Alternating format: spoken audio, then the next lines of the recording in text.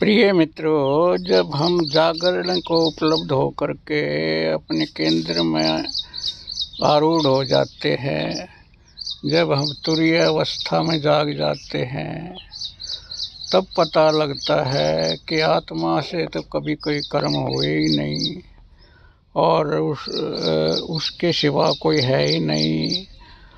तो हमारे ये जो मन की धारणाएं थी कि ये इतने पाप हमसे हुए, इतने अपराध हमसे हुए, ये सब तिरोहित हो जाते हैं। ये सब सपने की बात थी।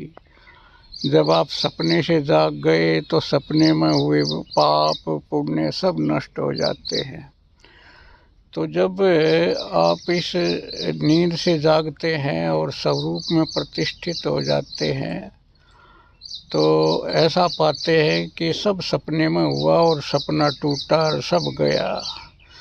तो उंगली माल जैसे जो अपराधी थे और जब जागने पर पाए तो सब पाप नष्ट। और जब उसने पता लगा कि आत्मा से तो पाप होता ही नहीं, तो वो सब पाप मिनटों में नष्ट हो गए।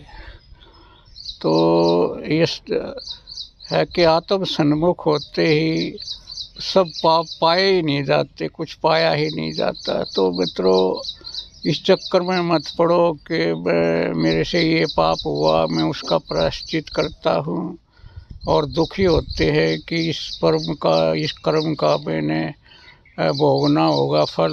मैंने बड़े लोगों को सताया तो मैं भी सताया जाऊंगा।